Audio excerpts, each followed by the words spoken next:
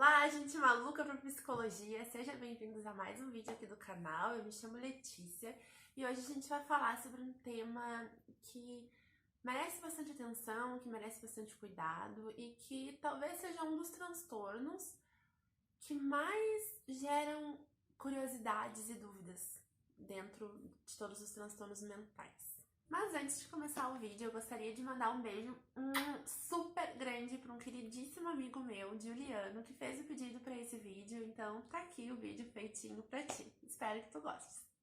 É importante a gente ter bastante cuidado com o transtorno bipolar, porque é bem comum a gente ouvir pessoas falando a respeito desse transtorno de uma maneira bem errônea, tá? Clinicamente falando.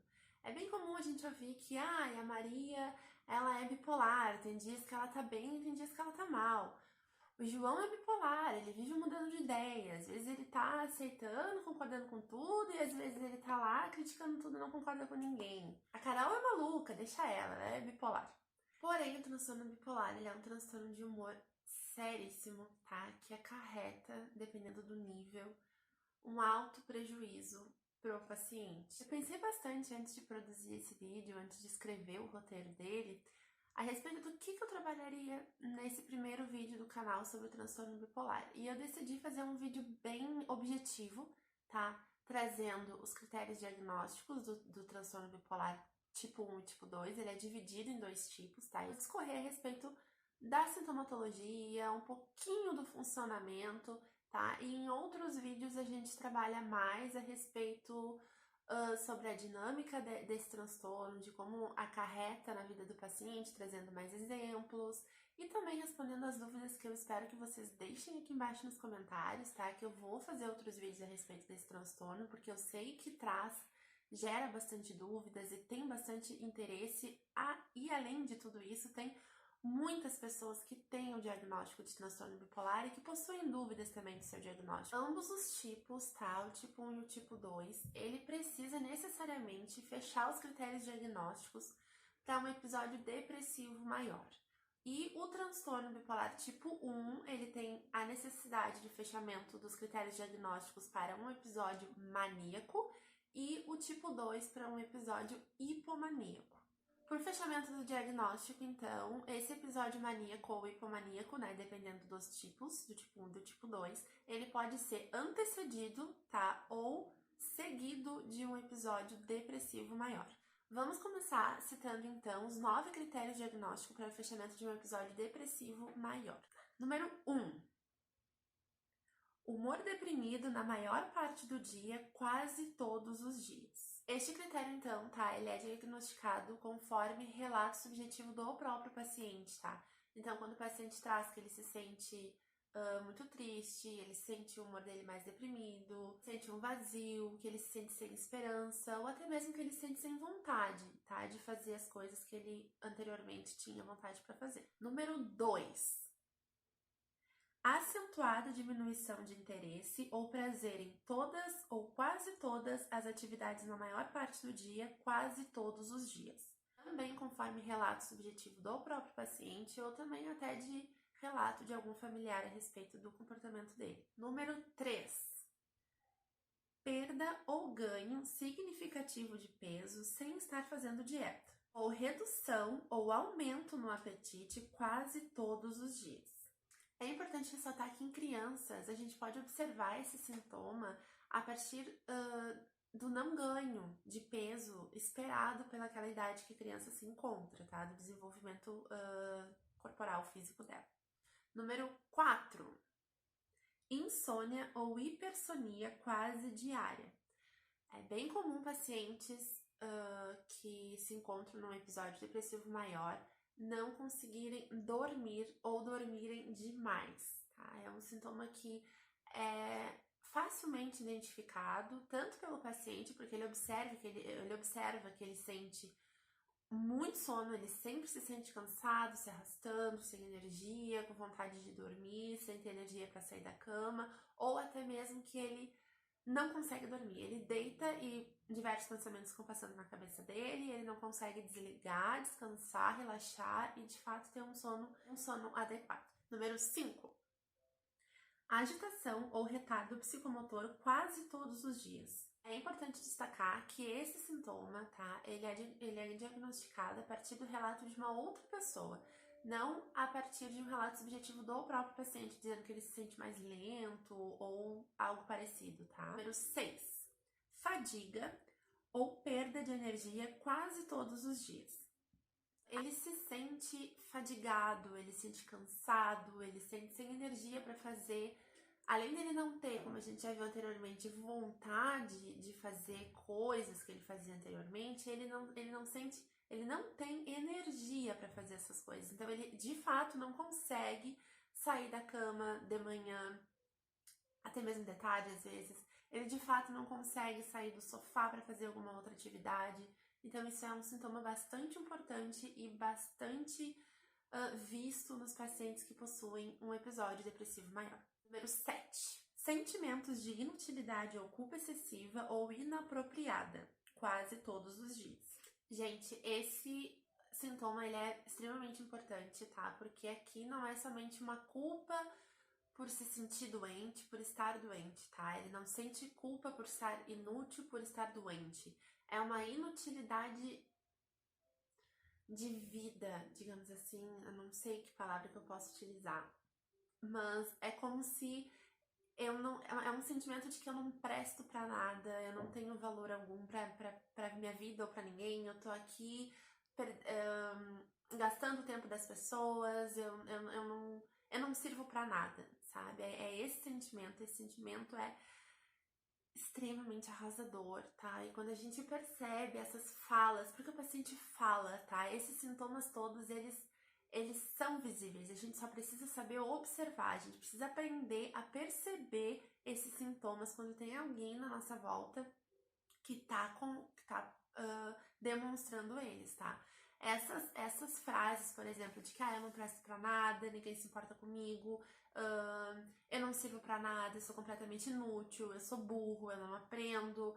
Enfim, essas frases elas têm por trás, tá, um sofrimento muito grande. A gente precisa aprender a perceber esse sofrimento, a perceber esses sintomas e orientar essa pessoa a procurar uma ajuda profissional, conversar com ela, escutar ela e respeitar esses sentimentos, esse sintoma como algo que é sério, que tá de fato acontecendo e que não é de maneira alguma uma necessidade de chamar atenção ou uma preguiça ou algo assim, tá? É sério. Número 8. Capacidade diminuída para pensar ou se concentrar, ou indecisão quase todos os dias.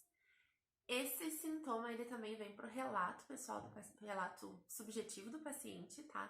Bem comum quando o paciente, ele trabalha com questões mais burocráticas, onde ele precisa prestar um pouco mais de atenção naquilo que ele tá fazendo, e principalmente quando o paciente, ele estuda, tá? Ele encontra uma dificuldade muito grande de aprender, o que ele não tinha anteriormente, né?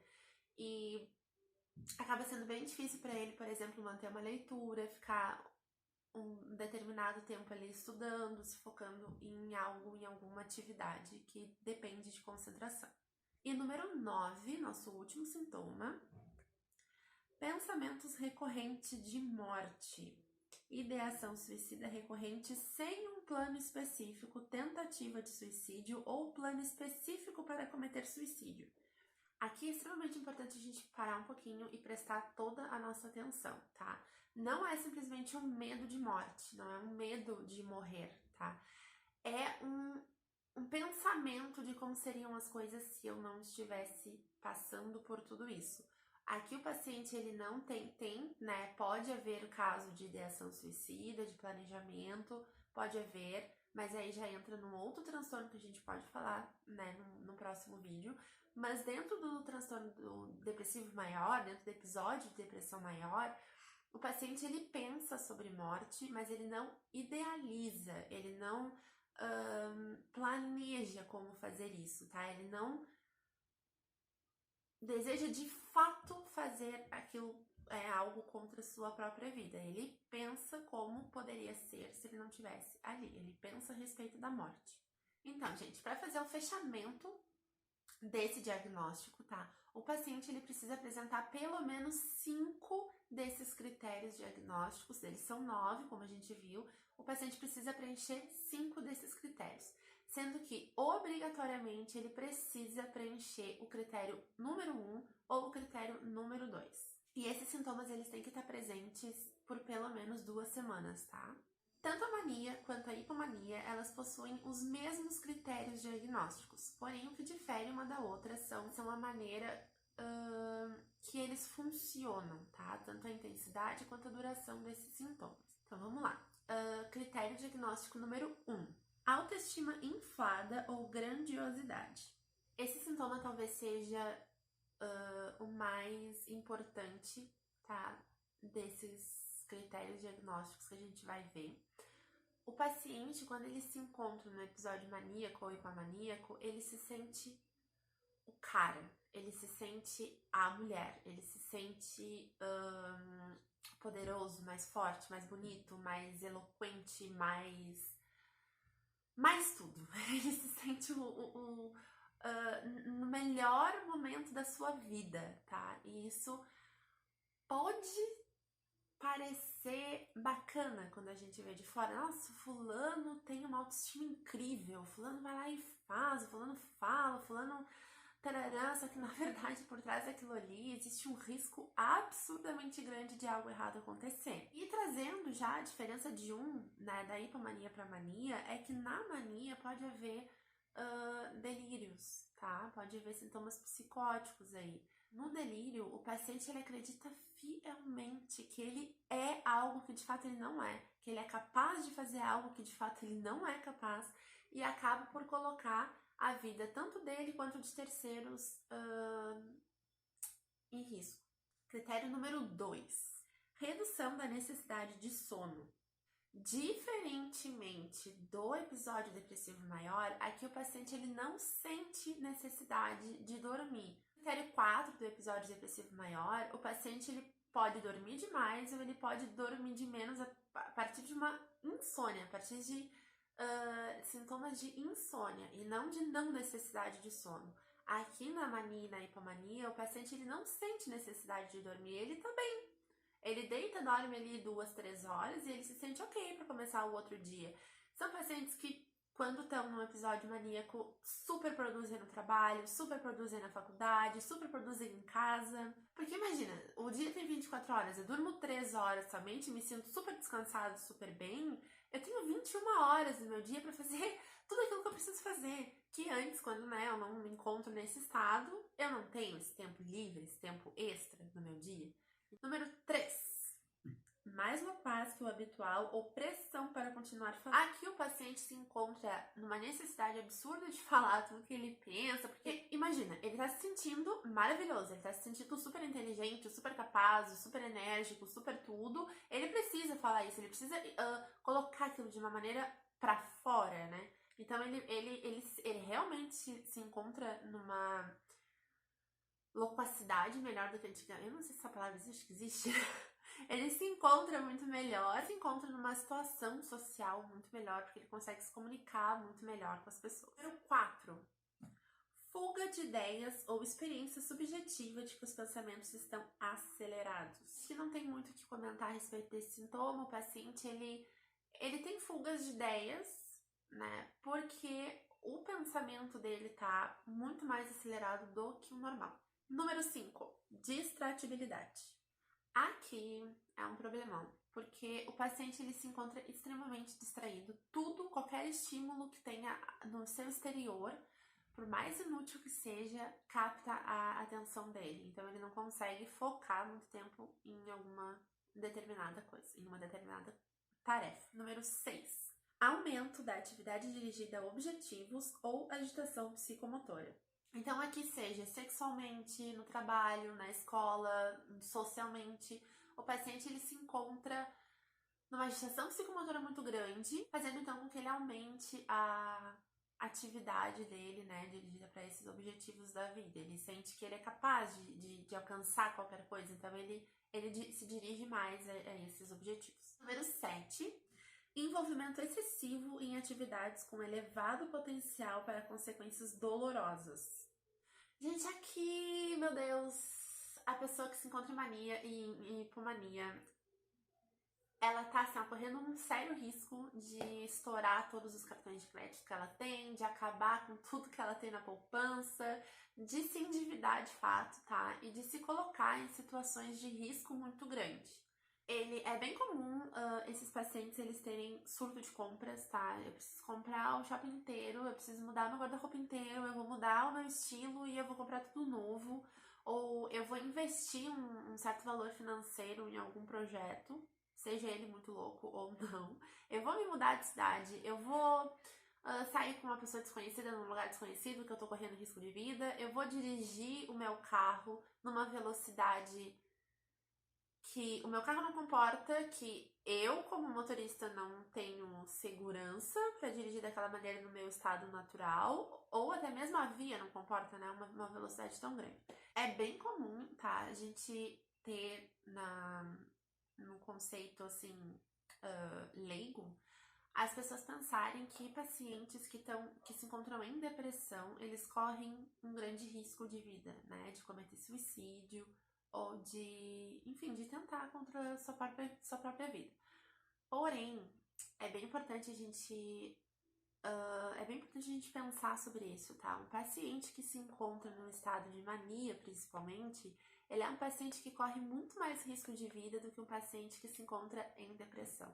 Vamos pensar naquele paciente que se encontra em depressão, que tá na cama, que tá em casa, que não tem energia para sair, que não tem energia para se encontrar com os amigos, nem para dirigir, pra nada, às vezes nem pra tomar banho, pra, né, suas higienes pessoais, ele também não tem energia para isso. Em contrapartida, o paciente que se encontra num episódio maníaco, ele é um paciente que tá se achando dono do mundo, que é capaz de fazer qualquer coisa que ele quiser, a hora que ele quiser, porque ele não corre risco de nada, ele é quase um deus, né? Ele é grandioso, ele é maravilhoso. Então, ele tem os impulsos desenfreados e ele acaba saindo pra vida, fazendo coisas que extremamente impossíveis, extremamente perigosas, que ele não faria se ele estivesse no seu estado normal. Então é muito importante a gente se atentar para isso, ok? Se você vê alguém na sua volta, tá, cometendo esses atos impulsivos e correndo risco de vida, converse com essa pessoa, indique para ela um profissional da área de psicologia, de psiquiatria, para ele poder ter uma orientação profissional adequada e estudar um pouco mais esses sintomas, né, esses comportamentos, para ver até que ponto é o jeito da pessoa ser e até que ponto é um transtorno que tá fluindo ali, ok? Vamos então trabalhar um pouquinho a diferença entre o transtorno, entre o episódio maníaco e o episódio hipomaníaco. No episódio hipomaníaco, 3 ou mais desses sintomas, a gente viu 7 sintomas, então 3 ou mais desses sintomas, eles persistem e representam então uma diferença notável entre o comportamento habitual daquele indivíduo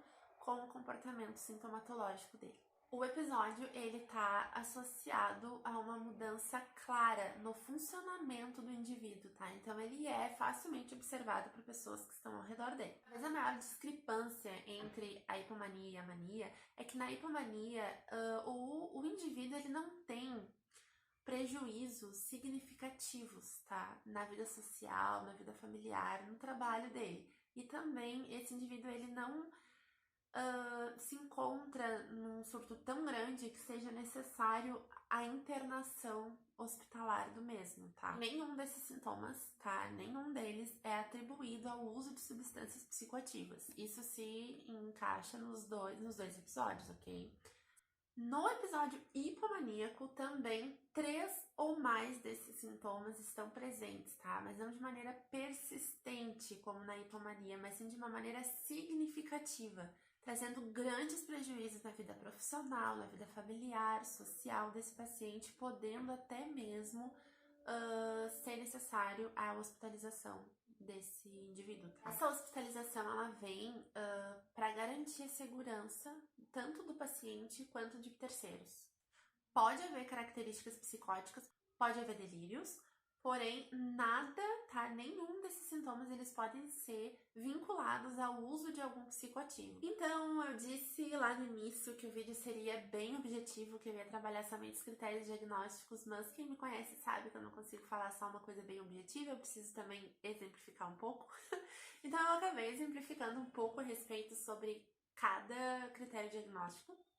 Eu espero que vocês não se importem do vídeo ter ficado muito longo, eu não sei quanto tempo ele vai ficar, mas eu acredito que ele vai ficar longo. E que vocês tenham aproveitado e gostado e também tirado algumas dúvidas a respeito desse transtorno. Deixem sugestões aqui embaixo. Ah, Letícia, eu gostaria de saber mais sobre tal transtorno, eu gostaria de saber mais sobre tal área da psicologia, eu gostaria de saber mais sobre qualquer coisa que vocês quiserem. Deixem aqui embaixo que eu prometo trazer vídeo sobre tudo que vocês deixarem aqui. A partir dessa semana eu vou me esforçar muito pra trazer 2 vídeos por semana. Então eu espero te ver ainda essa semana aqui, tá? Muito obrigada pela tua presença aqui hoje. Um grande beijo e até o próximo.